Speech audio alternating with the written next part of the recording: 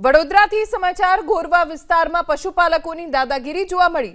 મહાનગરપાલિકાની ઢોર પાર્ટીએ પકડેલી ગાયને થાંભલે બાંધતા પશુપાલકો ચાકુથી દોરડું કાપી ઢોરને છોડાવી ગયા। એટલું જ નહીં, ઢોર પાર્ટીના કર્મચારીઓ સાથે પણ પશુપાલકોએ ઝપાઝપી કરી।